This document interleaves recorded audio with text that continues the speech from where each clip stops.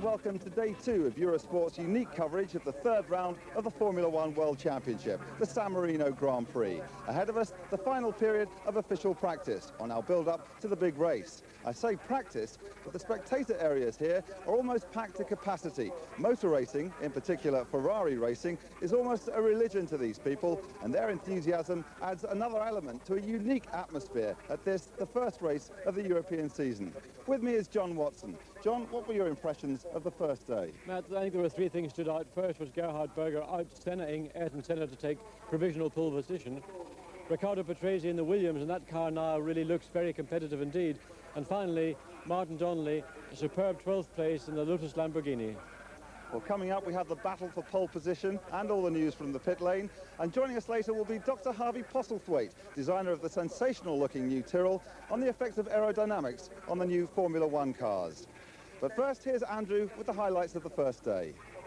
Thanks, Matthew. Yes, day 1 saw the Imola track near Bologna absolutely buzzing with anticipation. The fans may have been cheering for Ferrari, but it was McLaren who set the pace. Ayrton Senna has made pole position his own domain here over the past few years, but Gerhard Berger had other ideas. He stormed round in a blistering 1 minute 24.027, a staggering 2 seconds under last year's pole-setting time to snatch the #1 spot from Senna by fractions. For Ferrari, in front of a partisan home crowd, it was a less happy day. Alain Prost could only manage 4th fastest, while Nigel Mansell had a very torrid time. While on his quick lap, this happened. Out of the corner of his eye, he spotted Paolo Barilla's Minardi charging across the grass with the Ferrari as his target. Only split-second reactions on Nigel's behalf prevented a major disaster. Barilla got away with that, but his teammate, local man Pierluigi Martini, was less fortunate.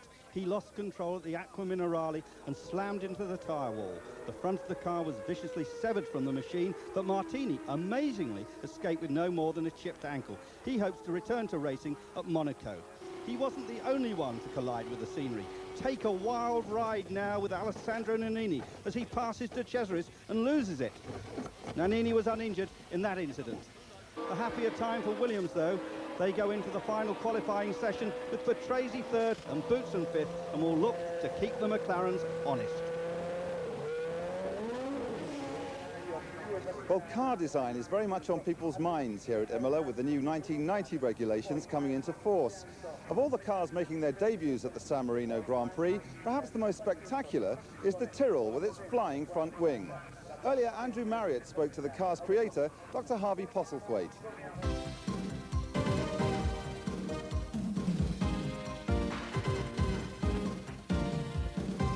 Well, Harvey Postlethwaite, you're responsible for the most incredible new shape in Formula One, this dihedral wing, do you call it?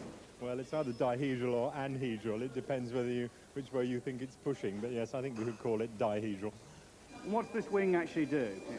Well, it's not just the wing, Andy. It's really the whole car, because if you look back, you'll see the whole of the front of the monocoque is raised up as if to invite air to pass underneath the car, which is somewhat different to the normal racing car, where the nose would seem to want to tip air over the top of the car. And by getting the air to go underneath and to flow round and under the side pods, making that air go very fast, we can create a much greater suction and sucking the car onto the ground, and therefore make it go around the corners quicker. This whole idea of aerodynamics really has only been developed in the last 20 years. And, just explain how it came about and what these wings... We've got a rear wing down here at our feet. Yes. We'll take a look at that in a second. How did the principle start? Well, really, I think you said 20 years. I mean, yes, aerodynamics will always be around. You can't make the air go away. But the realization that if you could push the car harder onto the ground, and that coupled with these great big black sticky tyres that we use, if you can make the car go around all the corners very quickly by sucking it and pushing it down onto the ground, then your gain in terms of lap time is much, much greater than just making it go quickly down the straights. But I think the other area where in the last couple of years, we've seen a big improvement is also understanding and simulating this so accurately in wind tunnels that we can also predict how the car will handle. Now, it's one thing to give it a very good envelope of performance, but it's another thing within that envelope to make it handle just the way the driver wants it to. And it's really the very sophisticated use of wind tunnels that's enabled us to make a car which really works when you first time you put it on the track. Are they similar wing sections to an aircraft? Well, they were. When I say they were, the first wings that we designed to put on racing cars were all developed from the landing configuration of aircraft wings. But we now really, I think, have gone way beyond that. This wing, if I can show you this wing in a little more detail, this is a three-element wing, sits on the back of the car, and it's designed not only to push the car onto the ground, but it's also designed so that the interaction between the three elements helps to pull air out from underneath the car, and this again helps to create this famous ground effect. I think one of the most interesting facts about the amount of downforce we can produce on these cars, to give your listeners or your viewers some idea of just how big it is that our next race is at Monte Carlo. Well, if you thought of a Formula One car going through the tunnel at Monte Carlo, as it went through the tunnel, if it were possible, it could actually go through on the roof, because there is so much downforce pushing it down that if it actually turned upside down, that equivalent force upwards would actually make it stick to the roof as it went through the tunnel. In other words, it's greater than the weight of the car at that speed. Obviously, you've got all this downforce. That must affect the speed on the straight. So it's all a big compromise, presumably. Yes, it is. Obviously, where there aren't long straights, we will run what we call less wing, less downforce. Circuits like Monte Carlo, we'd run the very biggest wings we can put on the car because we need all the downforce we can get to go around all those little corners. The problems arise when we come to a circuit like Imola, where there aren't very many fast corners. Quite a lot of the corners here are slow, but there is one very long straight.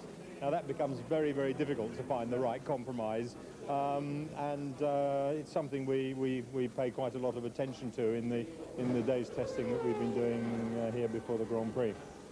Obviously, this rear wing is a vital component. Once in a while they do fall off. What happens then? Well, clearly we try and avoid that circumstance as hard as we can, because it can end up in a very, very severe accident. The stability of the car is immediately affected adversely, and the car, even on the straight, is almost certain to go out of control.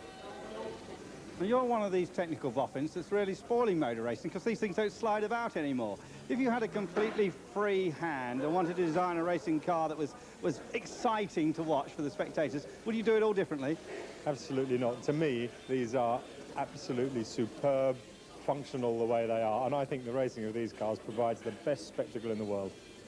In a moment, we'll be able to take a look at how the final practice session finished up. But first of all, let's have a look at how untimed practice went earlier this morning. Fastest was Riccardo Patrese in the Williams. He was just ahead of Ayrton Senna in the McLaren, and third, a terrific drive from Jean Alesi in the new Tyrrell. Thierry Boutsen took fourth place for Williams. Gerhard Berger was fifth in the Marlboro McLaren. Nigel Mansell was sixth fastest in the Ferrari, ahead of Alessandro Nannini in the Benetton Ford. Alain Prost is in eighth place, Nelson Piquet ninth, and finally Derek Warwick 10th in the new Lotus. Well, now we're all set for the final qualifying session. Join us in a couple of moments when we find out who'll take pole position for the San Marino Grand Prix.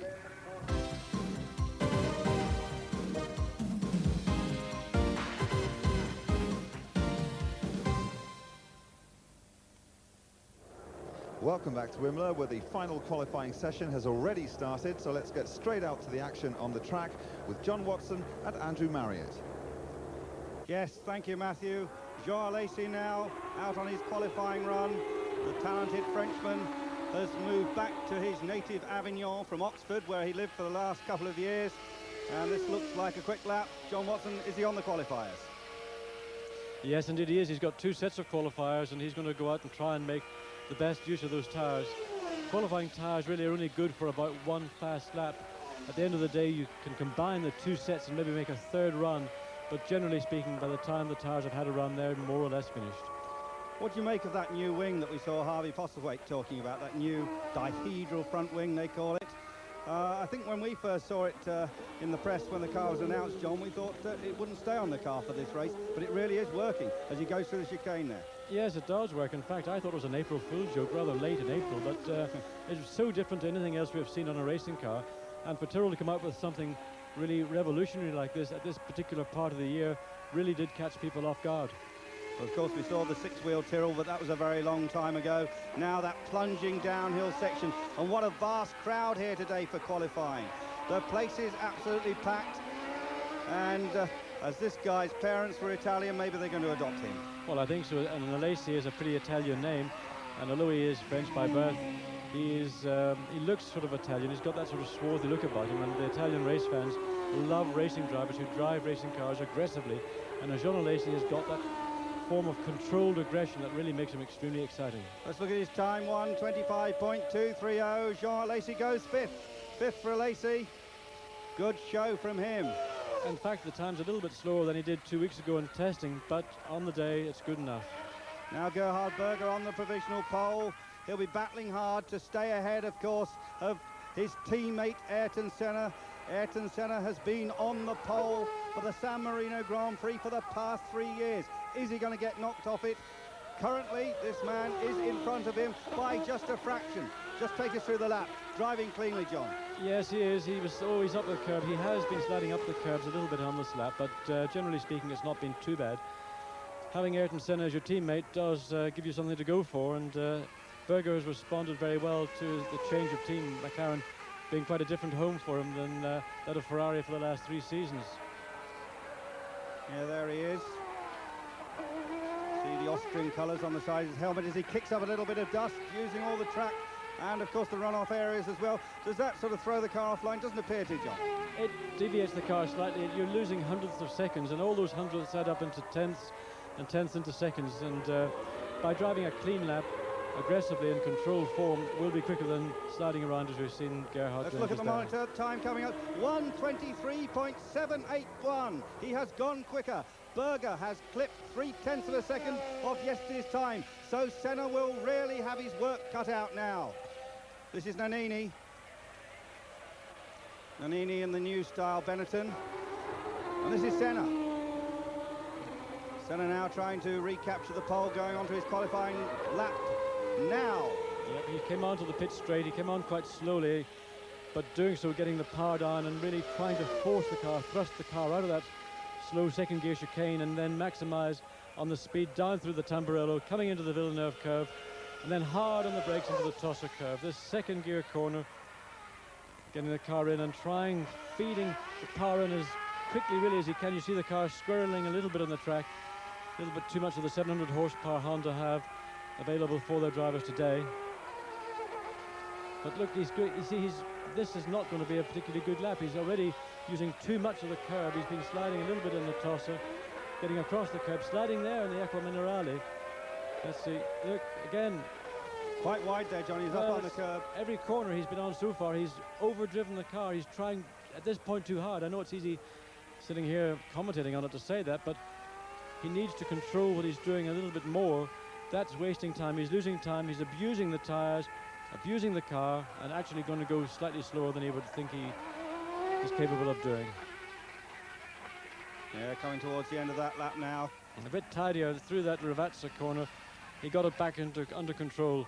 But I think those 4 corners where he was sliding too much will pay in the lap time we're going to see just in about 2 seconds. Yeah, we see him across the line. Just takes a couple of seconds to come up on the timing monitor. There it is, 1:24.079, exactly the same time as he did yesterday, to the 1,000th of a second. Absolutely amazing, but he is still in second place, albeit on the front row of the grid. So that's Ayrton Senna for you. But he'll be driving now, this slowing down lap, he'll be thinking about it. What did I do wrong? Oh, there's one off. Derek Warwick running away from the car, mainly because he wants to get into the spare. He stuck it in the sand, and Derek Warwick, I know he's a bit happier with the car after this morning's practice session and hoping to move up the grid, but that's not a happy sight. And now we join in car with Ivan Capelli. The Leighton House team had an absolutely horrible start to the season, but getting it together a bit better here. And while we just talk about that car, let's say get well soon to Ian Phillips, the team director. He's had a touch of meningitis, I believe. So, Ian, if you're listening, let's hope you're back at the racetrack at Monaco. Capelli coming down now to the second gear. Chicane just before the pit straight. Very tight left and right. Difficult getting the power on. Third gear, fourth gear, fifth gear. You see his hand stays on the gear lever for those 3 gear changes. The car accelerates so quickly, it's not worth taking your hand off the gear lever. Sixth gear, flat out through Tamburello. Getting up to 185, 190 miles an hour. Coming down through the Villeneuve curve, and really you're just into the curve when you've got to get off the brakes. More problems for Camel Lotus. Martin Donnelly in trouble. Can't see what's happened there. Well, that looks like a mechanical failure, or electrical failure, something.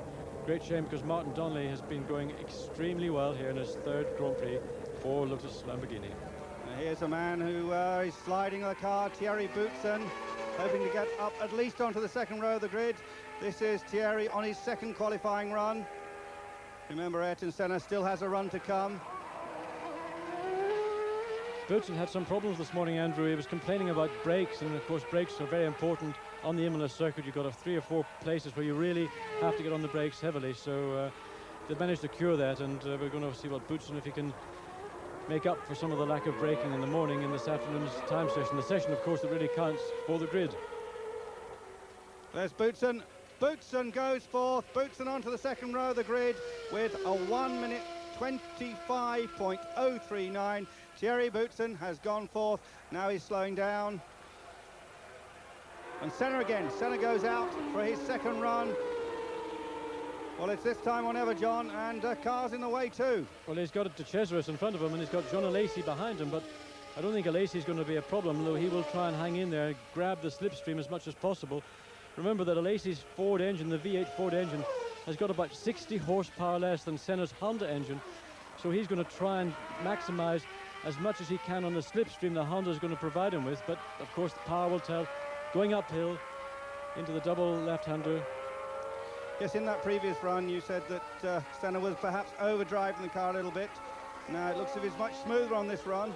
Yes, I would say now you're seeing controlled force here being used. Senna appears not to be putting the energy into the car in the wrong way. The car now is being pushed out of the corners. It's positive rather than what we saw in the previous qualifying lap, what I would call negative driving. This is very positive.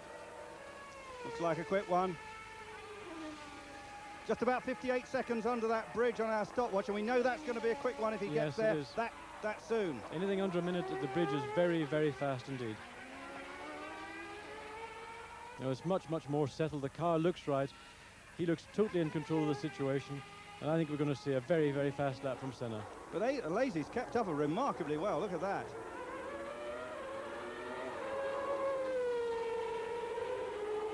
Alesi across. Coming up on the timing screen now. Senna 1 minute 23.220. Senna snatches the pole from Gerhard Berger, the 44th pole in his career.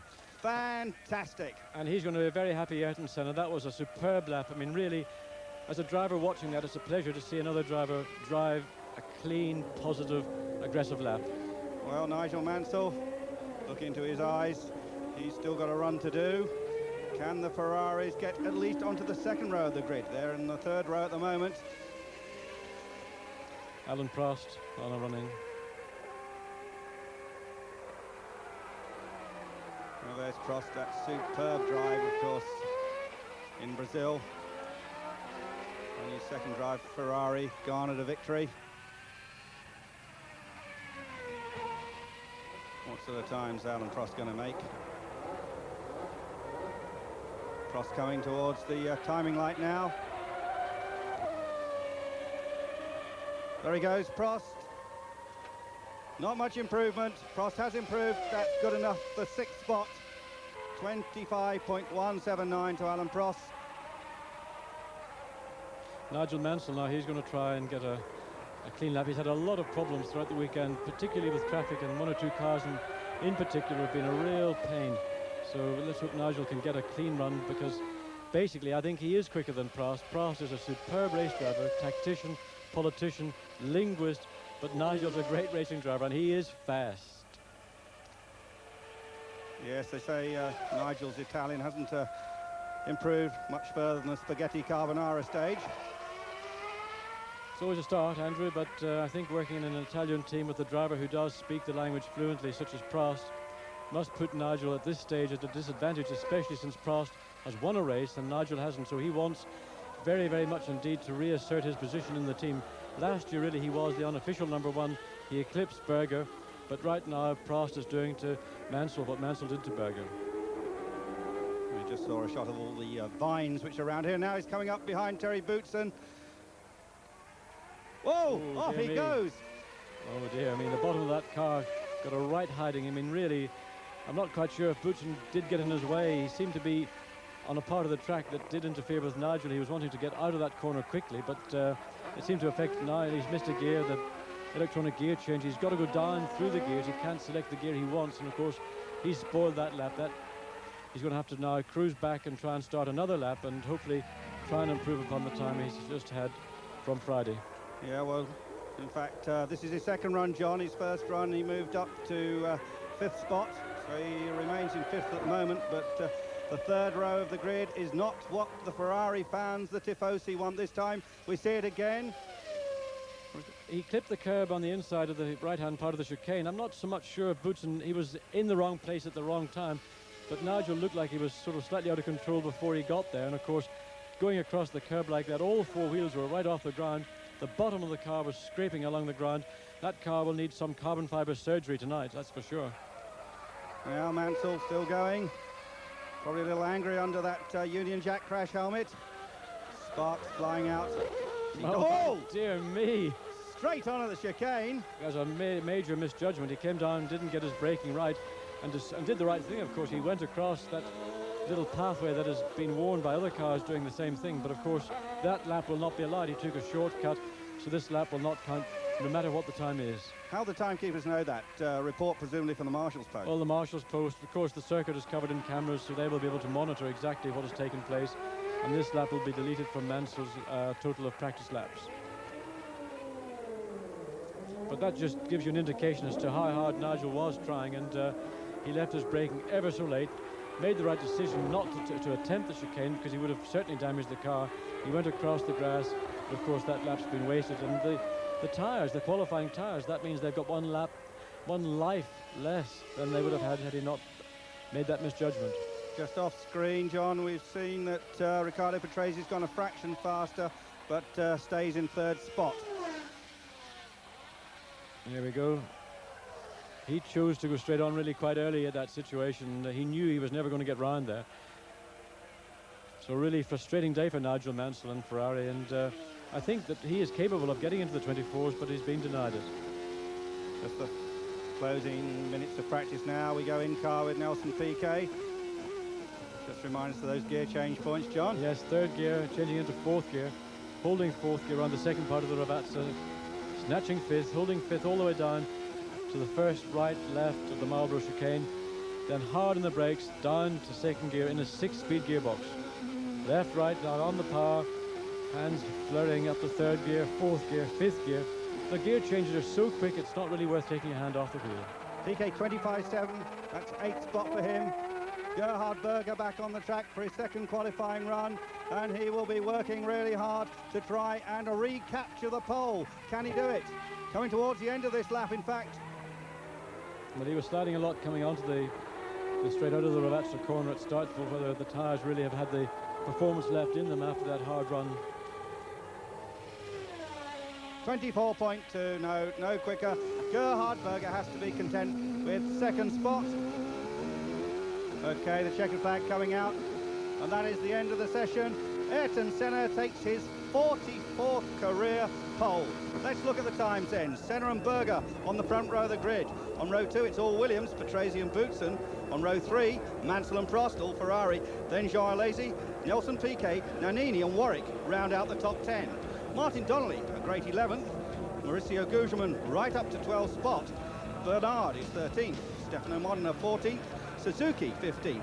Then it's Alio in 16th spot, to Cesaris 17th, and another Italian, Capelli 18th. In 19th spot it's Nakajima, 20th is Lorini, and then Emanuele Pirro. Oliver Gruillard, Gregor Foytet, Roberto Moreno, JJ Leto and Paolo Barilla complete the qualifying top 26. Let's look at the people that haven't made the cut. Alex Caffey, Michele Alboreto, and sadly, David Brabham. And what a terrible day for the Footwork Arrows team. Well, that's it for day 2. Day 3 features live, uninterrupted coverage of the race itself. Along with that, we'll be bringing you an exclusive interview with Gerhard Berger and one with triple world champion Sir Jack Brabham.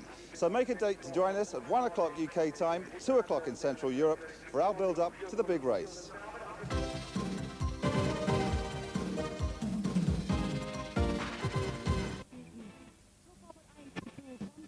Tennis und den German Open aus Hamburg.